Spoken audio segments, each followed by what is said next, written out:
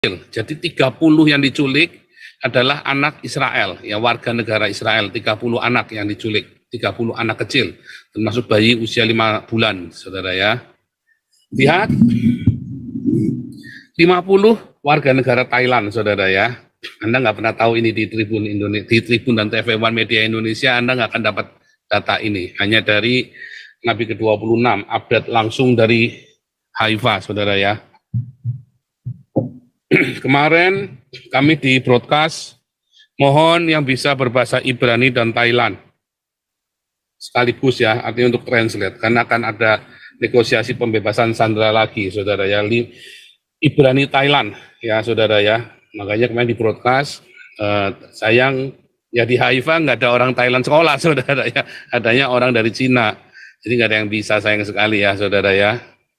Tapi itu di broadcast ya. Jadi dari kampus kami mencari yang bisa bahasa Thailand Ibrani sekaligus. 15 orang Argentina, 12 orang Jerman, 12 orang Amerika, 6 orang Prancis, 6 orang Rusia, ya. 50 tambah 15, 65, ya, 65 tambah 12, 77, 77 tambah 12, 89, 89 tambah 12, 101, saudara. 101 dari 198 sandera, yang 101 adalah orang asing, ya, bukan orang Israel, bukan warga negara Israel. Maka yang 97 adalah orang Israel dengan sendirinya ya. Yang 97 ini orang Israel ya.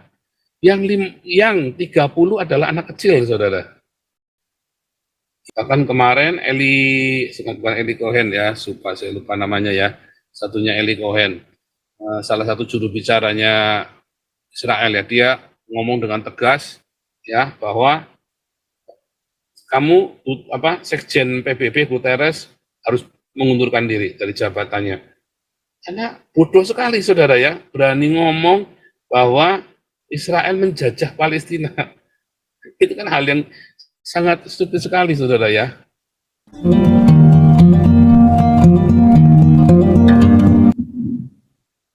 Hari ini kita masih update Israel ya, update Israel. Saudara, serangan darat akhirnya dilakukan ya, saudara ya. Sebentar.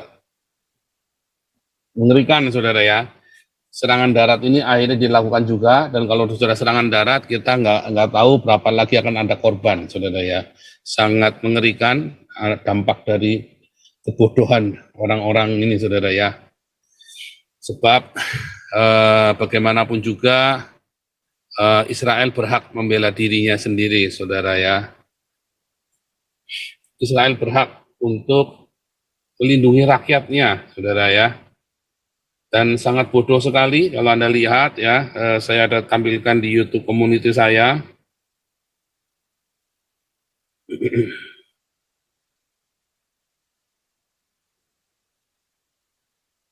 Ini data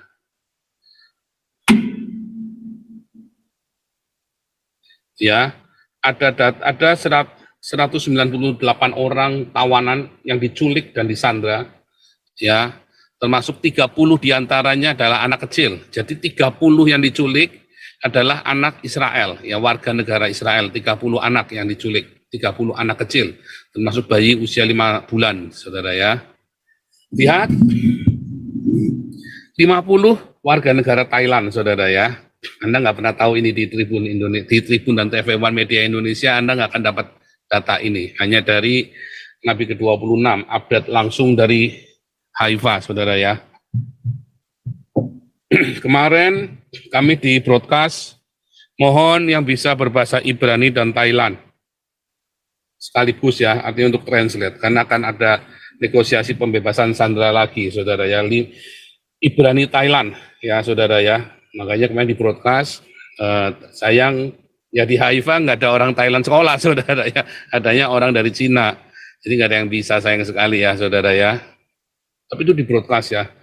Jadi dari kampus kami mencari yang bisa bahasa Thailand Ibrani sekaligus. 15 orang Argentina, 12 orang Jerman, 12 orang Amerika, 6 orang Prancis, 6 orang Rusia, ya. 50 tambah 15, 65, ya, 65 tambah 12, 77, 77 tambah 12, 89, 89 tambah 12, 101, saudara. 101 dari 198 sandera, yang 101 adalah orang asing, ya, bukan orang Israel, bukan warga negara Israel. Maka yang 97 adalah orang Israel dengan sendirinya, ya. Yang 97 ini orang Israel, ya. Yang 30 adalah anak kecil, saudara. Gila ya. Nah, artinya apa, saudara? Artinya Hamas ini sedang melakukan penyanderaan kepada dunia internasional. Lalu dengan pongahnya, ya, PBB yang sudah kadrun, saudara, ya. Kenapa? Karena negara-negara Islam kan kecil-kecil banyak-banyak, ya. Wah, itu ribut loh. Akhirnya si Guterres ngalah, saudara, ya, mengecam Israel. Oh, Israelnya ngamuk, saudara, ya. Dia bilang akan boikot. Wah, ngeri, saudara. Kalau Anda bayangin, ya, negara kecil tapi punya uang yang banyak. Separuh perekonomian dunia dikuasai oleh Israel, ya. Separuh perekonomian dunia dikuasai Israel, ya. Persenjataan dunia sebagian besar, ya, teknologinya dari Israel.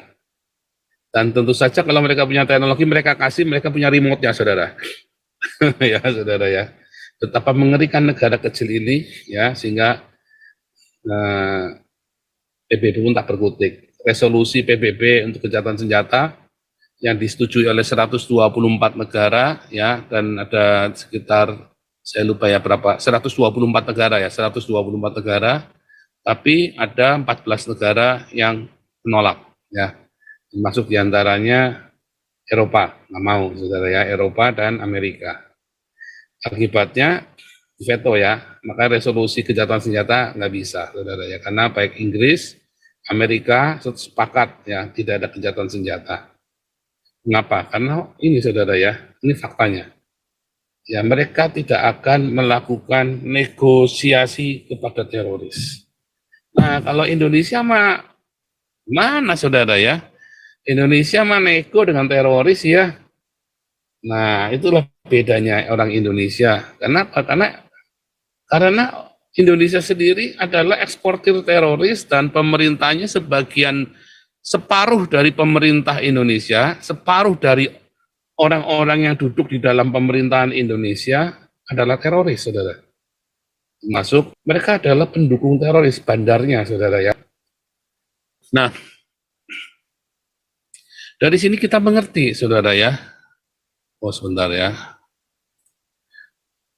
Nah, ya. Kalau Hamas adalah teroris, kan kalau Anda mensupport Hamas, maka Anda juga adalah teroris dengan sendirinya, saudara, ya. Termasuk semua negara-negara Islam ini adalah teroris. Nah, pertanyaannya kan yang selalu digembar-gemborkan bahwa, ya, bahkan oleh Guterres, ya, Sekjen PBB berkata bahwa 56 tahun, ya, bahwa Israel itu bahwa Hamas melakukan tindakan terorisme, ya, bukan karena vacuum, bukan karena tanpa alasan, tapi karena dia diokupasi oleh Israel selama 56 tahun, ya. Apakah betul demikian, saudara? Nampaknya orang-orang berusaha menghilangkan fakta sejarah dari dunia, saudara, ya.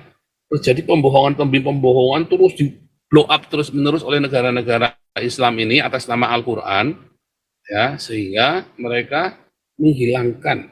Bahkan kemarin bukan Eli Cohen, ya, saya lupa namanya, ya, satunya Eli Cohen, salah satu juru bicaranya Israel, ya, dia ngomong dengan tegas, ya, bahwa kamu, Sekjen PBB Guterres harus mengundurkan diri dari jabatannya. Karena bodoh sekali, saudara, ya, berani ngomong bahwa Israel menjajah Palestina. Itu kan hal yang sangat stupid sekali, saudara, ya. Beda dengan kasusnya Israel, apakah menjajah Palestina? Tidak, saudara. Nah, nanti kita masuk ke sana, ya. Saya sudah siapkan yang lebih rapi, lebih detail, ya, saudara, ya. Nah, hari ini kita mau belajar bagaimana Tuhan yang kita sembah itu adalah Tuhan yang tidak pernah gagal, Kita nanti akan kutip dari Roma 11. Cuman tadi saya pikir mau pakai bahasa Inggris Pak David, cuman sebaiknya pakai bahasa Indonesia saja. Ya, sebab ini kan kita siaran dalam bahasa Indonesia, nanti kita kutip sedikit dari beberapa bahasa Inggris kalau memang ada yang tidak sesuai, tapi kita sebaiknya pakai bahasa Indonesia saja. Nah, benar ya.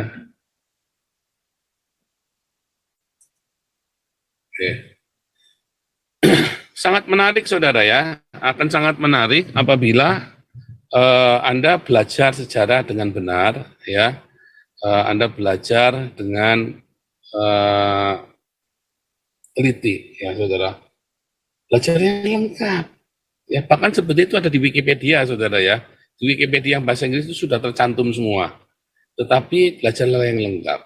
Nah, maka dari itu ya, saya Dr. Joseph Paulzang, pakar Timur Tengah ya. Sekarang Tribun sama Warna sudah nggak berani bilang pakar lagi saudara ya, malu sama saya ya. Tribun sama TV One selalu bilangnya apa, pengamat Timur Tengah. Soalnya sudah ada pakarnya saudara, Dr. Joseph Paulzang ya. Saya studi di Universitas Haifa saudara ya. Oke, sebelum kita mulai saya ucapkan Shalom Aleichem, baru kata Adonai Elohenu melech haolam.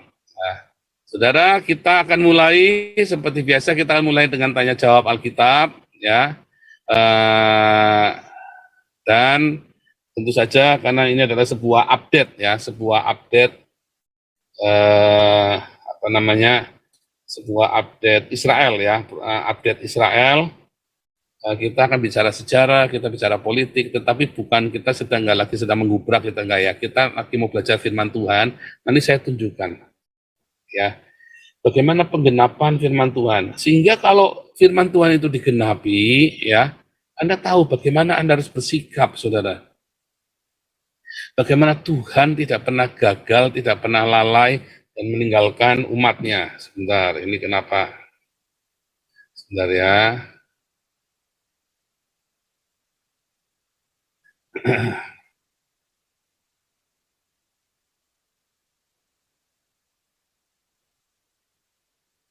Kenapa jelek ya gambarnya ya?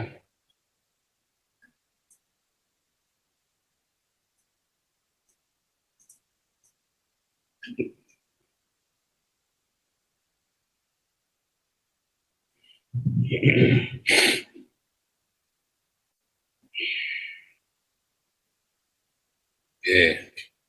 Bagaimana Tuhan menggenapi ya firman-Nya, dan Tuhan yang sama yang tidak akan meninggalkanmu saudara.